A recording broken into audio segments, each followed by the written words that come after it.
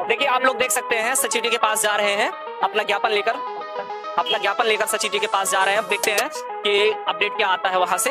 चलिए। इन बच्चों के साथ नाइंसाफी हुई तो सर फिर हमें ना ही गर्मी दिख रही है, अब ना ही ये दिख रहा है कि बहुत धूप है। हमें बस ये है कि जब तक बच्चों को न्याय नहीं मिलेगा तब तक हम यहाँ से नहीं जाएंगे। और कुछ ऐसी लड़कियां हैं जो क्लास टॉपर है, मतलब हमारे यहाँ तो टेस्ट होता है, वो टॉपर है हिंदी जैसे सब्जेक्ट में जिसमें कि बच्चा पास हो ही जाता है। बच्चे ने पेपर करके आया, घर पे मिलाया 98 नंबर उसके सही थे जब रिजल्ट। और सुमित सर दो लोग हमसे ये कहा गया कि अगर आप ये भीड़ हटा लें, ये धरना हटा लें, तो हम आपकी बात को मान लेंगे, आपका ज्ञापन ले लेंगे। हम अंदर गए, हमने तुरंत बात मानी बिना एक मिनट। मैंने कहा भाई लाठी वाठी मंगवा लो। जैसे अगर एक शिक्षक को तुम्हें तो इतना कमजोर शरीर भी नहीं है कि लाठी तोड़ पाओ तुम। जिंदा रहना है तो हालात से डरना कैसा, जंग लाजिम है तो लश्कर नहीं देखे जाते। एक बच्चा एक टीचर बिना पानी, गला सूख रहा है, होंठ सूख रहे हैं, एक बूंद पानी कसम है अगर किसी ने पिया हो। लगातार खड़े हैं इस मां, एक एक इंफॉर्मेशन आपको देंगे, प्रोसेस से लेकर पैसे तक सब कुछ प्रोवाइड कराएंगे। लेकिन बस हैं किस प्रकार हम सभी लोगों को गेट से बाहर किया जा रहा है। अब देखिए इधर सारे टीचर्स और बच्चे गेट से बाहर किए जा रहे हैं। अब आप देख सकते हैं, लेकिन टीचरों और छात्रों का कहना है कि ये धरना बंद नहीं होगा, चाहे गेट से बाहर करें चाहे जहां बाहर करें, लेकिन हम लोग सड़क में खड़े होकर के ये धरना करेंगे और ये जारी रहेगा जब तक सचिव जी इसको स्वीकार नहीं करेंगे। तो और जो भी बच्चे हमारे साथ हैं वह किसी भी प्रकार की राजनीतिक बयानबाजी नहीं करेंगे, किसी भी प्रकार का व्यवस्था, कोई रोड पर नहीं जाएगा, कोई व्यवस्था नहीं फैलाएगा, कोई रोड पर छांव पे रखने की, सभी लोग छांव में रहेंगे। बाकी हम अपडेट करते हैं। और सर धन्यवाद। देखिए आप लोग देख सकते हैं सचिव जी के पास जा रहे हैं अपना ज्ञापन लेकर सचिव जी के पास जा रहे हैं। अब देखते हैं कि अपडेट क्या आता है वहां से। चलिए। सर देखिए, सबसे पहली बात है कि हम सारे जो हमारा संस्थान है वो यूपी बोर्ड के बच्चों को पढ़ाता है। और सर यूपी बोर्ड ने हम लोगों ने जो एक्सपेक्टेशन रखी थी इस साल पेपर को देख करके ये रखी थी कि बच्चा इस साल बहुत अच्छा परफॉर्म करेगा। कई बच्चों ने किया भी, लेकिन सर जब हम लोगों ने उस सच्चाई से हम लोग वाकिफ हुए कि बच्चे के साथ आखिरकार हुआ क्या, हमें शुरुआत में लगा कि ये वो बच्चे हैं जो हमसे कंप्लेन कर रहे हैं जिन्होंने शायद पूरे साल पढ़ा नहीं है या उनके नंबर कम आए हैं। लेकिन सर जब बच्चों की संख्या 10,000 से 1 लाख पहुंची, 2 लाख पहुंची, 3 लाख पहुंची, तब हमें समझ में आया कि नहीं, बच्चों के साथ कुछ गलत हुआ है। और जब हमने सर पूरा डेटा उठा के देखा तब हमें ये पता चला कि नहीं, सच में इस साल बच्चों के साथ बहुत गलत हुआ है, कॉपी रीचेकिंग होनी चाहिए। और फिर हम सब ने मिलकर के मतलब ये सब चीजें की, यहाँ पे ज्ञापन भी दिया, सब कुछ किया, लेकिन सर उस पर कोई भी कार्रवाई नहीं हुई, कुछ भी नहीं हुई सर। और लगातार सर मैं इंस्टा पे भी बच्चों के साथ टच में थी, उसमें पेरेंट्स मेरे मैसेज कर रहे हैं कि मेरा बच्चा 4 दिन से बिस्तर से उठ नहीं पा रहा है। एक बच्चा कह रहा है कि मैम कुछ करिए वरना मैं सुसाइड कर लूंगा, कैसे मैं जेईई मेंस क्लियर करूंगा। मतलब मैं सर ये पूछना चाह रही हूँ कि जहां तक देखें सर तो ये जो है हमारे आने वाली आगे की पीढ़ी है, हमारे यूपी की, हमारे भारत देश की जो आगे की पीढ़ी है वो इनसे है। अगर आज इनके साथ न्याय होता है तो मैं अन्याय होता है तो मैं ये पूछना चाह रही हूँ हमारे सचिव जी से कि इनकी जिम्मेदारी कौन लेगा। अगर इन्हें कुछ होता है या इनके साथ अन्याय हो रहा है तो उसकी जिम्मेदारी क्या सचिव जी लेने को तैयार हैं? हमें कोई शौक नहीं है सर इस तपती गर्मी में यहाँ खड़े होने का, हमें कोई भी शौक नहीं है यहाँ पे गर्मी में खड़े होकर के पसीना बहाने का। हम भी बैठ सकते हैं अपने घर में, हमें भी गर्मी लग रही है। लेकिन सर जब हमने देखा कि ये बच्चे सर खून पसीना एक करके इनके घर वाले ने पढ़ा रहे थे और उसके बाद ये बच्चे दिन रात मेहनत कर रहे थे, लेकिन जब हमें ये दिखा कि इन बच्चों के साथ नाइंसाफी हुई तो सर फिर हमें ना ही गर्मी दिख रही है, अब ना ही ये दिख रहा है कि बहुत धूप है। हमें बस ये है कि जब तक बच्चों को न्याय नहीं मिलेगा तब तक हम यहाँ से नहीं जाएंगे और हमारे बच्चों को न्याय मिलना चाहिए क्योंकि ये हमारी आने वाली पीढ़ी है। और जब तक इन्हें न्याय नहीं मिलेगा तो हम यहाँ से नहीं जाएंगे, क्योंकि हम नहीं चाहते कि कोई भी बच्चा कोई भी गलत कदम उठाए, क्योंकि ऑलरेडी सर बच्चे ऐसे हैं जिन्होंने गलत कदम उठा लिया है। छोटे बच्चे कुछ भी कर सकते हैं। और बहुत ज्यादा सर सोचिए वो माँ बाप जो सर बहुत मुश्किल से एक सिर्फ वो किसान है और किसान मतलब बेस पे वो बच्चे। पर एक मैं करेक्शन बताऊंगा कि यहाँ बच्चे हैं 10th और 12th दोनों के। 12th के बच्चे हैं, 10th का बच्चा बहुत छोटा होता है ना, मम्मी का लाडला होता है। अब मम्मी पापा उसे भेजेंगे भी नहीं, कौन जाएगा? ऐसे नंबर ऑफ स्टूडेंट 10th के हैं जिनको हमने पढ़ाया, हम सब टीचर ने पढ़ाया है। कुछ ऐसी लड़कियां हैं जो क्लास टॉपर है, मतलब हमारे यहाँ तो टेस्ट होता है, वो टॉपर है हिंदी जैसे सब्जेक्ट में जिसमें कि बच्चा पास हो ही जाता है। बच्चे ने पेपर करके आया, घर पे मिलाया 98 नंबर उसके सही थे, जब रिजल्ट आता है तो 75 अटक जाता है। मैं सोशल साइंस पढ़ाता हूँ, मेरे में 99 बच्चा करेक्ट किया, मुझे उसने भेजा कि सर मेरा सब कुछ सही है, वहां पर वो 88 पे अटक जाता है। आखिर ये त्रुटि है कि नहीं है? एक बंद कमरे में बैठ करके आपने एक माइंडसेट कर दिया कि मुझे इसके कोई नंबर देना है, फिर आप बच्चों को नंबर देते हैं, जो 10th का बच्चा जो भी ग्रो कर रहा है उसकी पूरी उम्मीद पे फिर जाता है पानी।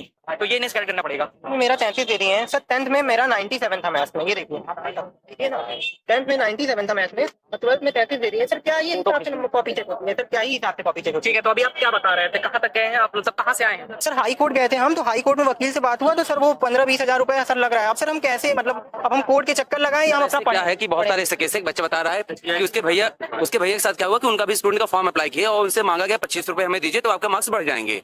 इधर से पैसे नहीं गए तो उधर से कह दिया कि भैया ना उनका आज तक अपडेट किया गया, ना बढ़ा ना घटा। तो यानी जैसे 15,000 बाहर वकील मांग रहे हैं तो उनका भी ऐसे ही कुछ होगा, जैसे यहाँ पर बहुत सी सारी बातें बोल जाती है। और सुमित सर, दो लोग, हमसे ये कहा गया कि अगर आप ये भीड़ हटा लें, ये धरना हटा लें, तो हम आपकी बात को मान लेंगे, आपका ज्ञापन ले लेंगे। हम अंदर गए, हमने तुरंत बात मानी बिना एक मिनट देर के, क्योंकि हम कोई राजनीतिक या कोई सांगठनिक धरना नहीं कर रहे थे, ये शैक्षिक धरना था। हम शिक्षक थे, ये बच्चे थे। हमसे ये कहा गया कि आप लोग तो शिक्षक हैं, आप पढ़ाते हैं, आपके पास क्या अथॉरिटी है बच्चे की शिकायत करने की? एक माँ बाप अपने बच्चे की शिकायत नहीं कर सकता, अपने बच्चे के लिए, एक शिक्षक अपने बच्चे के लिए आवाज नहीं उठा सकता। अच्छी बात है, बढ़िया कहा गया है हमसे। और हमसे ये कहा गया है कि बच्चा अपनी शिकायत करे, तो अब एक अपील है तुम लोगों से। उससे पहले 1 घंटे से हमें इस बात पे धूप पे खड़ा रखा कि सर मुलाकात कर रहे हैं, आप सभी को साइड करो। हमने साइड किया, उसके बाद 1 घंटे तक हम दोनों लोग वहीं पे खड़े रहे, सर बुला रहे, सर बुला रहे, सर बुला रहे। लास्ट में कुछ और फोर्स आती है, हमको ये धमकाया जाता है कि अब यहाँ से हट जाओ, अदरवाइज फिर हम कुछ ऐसा करेंगे। पहले दीवान जी थे, उसके बाद फोन करके इंस्पेक्टर को एसओ साहब आते हैं। हम कहा भैया, मैंने कहा भाई लाठी वाठी मंगवा लो। जैसे अगर एक शिक्षक को, तुम्हें तो इतना कमजोर शरीर भी नहीं है कि लाठी तोड़ पाओ तुम। और 1 घंटे बाद ये कहा जाता है कि आप शिकायत करने योग्य नहीं है, बच्चा इंडिविजुअल अपनी शिकायतें दे। अगर बच्चा इतना ही योग्य होता, आप तक शिकायत पहुंचा देता, तो आज हम क्यों उतरते? आज हमें यहाँ आने की क्या आवश्यकता पड़ती? अगर हर एक बच्चा इसी योग्य होता, बच्चा अगर इस योग्य होता लाखों बच्चा, तो आज यहाँ लाखों की भीड़ होती। ठीक है, अगर कुदरत को यही मंजूर है तो अब हर एक बच्चा शिकायत करने आएगा। ये यहाँ नहीं रुका हुआ। अब एक बात सुन लो मेरी, अगर तुमने मुझसे शिक्षा ग्रहण किया नहीं की, मैं शिक्षक हूं, मैं पढ़ाता हूं, मेरी एक गुजारिश है तुमसे, माध्यमिक शिक्षा परिषद प्रयागराज, सर जरा उसका आपको बताइए पिन कोड। हाँ, माध्यमिक शिक्षा परिषद प्रयागराज उत्तर प्रदेश 211001 211001। ये ऊपर लिखा हुआ है एड्रेस, जो बच्चे देख रहे हैं ध्यान से देखो, ये ऊपर एड्रेस लिखा हुआ है, ठीक है। सभी लोग पत्र लिखो, नहीं लिख पाओ अपने बड़े भाई से लिखवाओ, माता पिता से लिखवाओ, या हम प्रारूप कम्युनिटी पोस्ट में डाल देंगे और आपको हम टेलीग्राम पर अपलोड करवा देंगे। हम सभी शिक्षक अपने सोशल मीडिया पर हम प्रारूप उपलब्ध करवा देंगे। 5 या 10 रुपए लगेगा। दूसरी बात, लोकवाणी केंद्र पर जाओ, 10 रुपए लगता है लोकवाणी से मुख्यमंत्री पोर्टल पर शिकायत दर्ज कराने में। शिकायत दर्ज करवाओ, ये तुम्हारी आवाज है, तुम 54 लाख हो, आज टूटे तो जिंदगी भर दबाए जाओगे, उठ नहीं पाओगे, क्योंकि अब संख्या कम ही होगी। किसी एग्जाम में 5 लाख बचोगे, किसी में 10 लाख, पहली बार 54 लाख हो। और ये धरना खत्म नहीं हुआ है, क्योंकि ये धरना था ही नहीं, हमें धरने की परमिशन दी ही नहीं गई। हमारा पत्र गायब हो गया, मेरे आधार कार्ड के साथ पत्र गायब हो गया, अभी तो उसकी मैं खबर लूंगा इनसे, वो तो देंगे ही, भागेंगे कहाँ। हम योगी जी से निवेदन करते हैं कि योगी जी 54 लाख बच्चों की जिम्मेदारी आपके ऊपर है। ये यूपी बोर्ड है, एशिया का सबसे बड़ा बोर्ड। सम्मान बचाने की जिम्मेदारी आप पर भी है, और इस समाज पर भी, और हम पर भी, आयोग पर हो न हो। चिंता का विषय यह है, जब हम जाते हैं हम नहीं मिल पाते हैं, हमारी बातें कोई नहीं सुन पाता है। बच्चा आएगा तो उससे कैसे मुलाकात करेंगे? इस बालक को देखिए, इस बच्चे को देखिए, बलिया से आया बेचारे का शकल देखिए, कितना लाचार और बेकार है। ये करने जाएगा बच्चों के पास, प्यासे ये अगर बच्चे अपने बच्चों की जो गलतियां हैं उसको एक शिक्षक या उसके माता पिता नहीं रख सकते तो कौन रखेगा? बताइए, अगर उसके माता पिता है, शिक्षक एक माता पिता की तरह होता है। समझे? आप इस बात को समझिए कि मैं किस आश्वासन पे इनको छोड़ूं कि हमसे कह दिया गया कि आप जिम्मेदार नहीं है। मैं किस आश्वासन पे इनको छोड़ दूं पूरे साल? लेकिन मैं इस आश्वासन पे इन्हें छोड़ रहा हूं कि बेटा बदलाव होगा, और जरूर होगा। ध्यान रखना, बदलाव होगा, चाहे जो करना पड़े।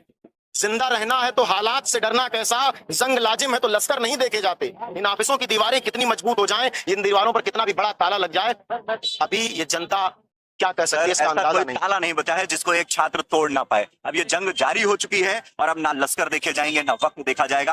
अब हमारी जो मांगे हैं इनको सुननी होंगी। हम बहुत शांतिपूर्ण तरीके से आए, घंटों खड़े रहे, सुबह से 8 बजे से एक एक बच्चा, एक एक टीचर बिना पानी, गला सूख रहा है, होंठ सूख रहे हैं, एक बूंद पानी कसम है अगर किसी ने पिया हो। लगातार खड़े हैं इस मांग को लेकर। हमें पूरी बात भी नहीं बताई जा रही, हमसे कहा जा रहा है खड़े रहो, अभी मुलाकात कर रहे हैं, घंटों बाद कहा जाता है आप इसके लिए एतराज नहीं, आप लायक नहीं है, आप कैसे दे सकते हैं? जिनकी प्रॉब्लम है वो लेकर लाखों बच्चा जिस दिन अब आएगा ना आपके मैदान पे, अब आपको जवाब देना पड़ेगा। अब तैयारी के साथ एक नई तैयारी, एक नई जंग की शुरुआत करेंगे, और इस साथ को जीतेंगे।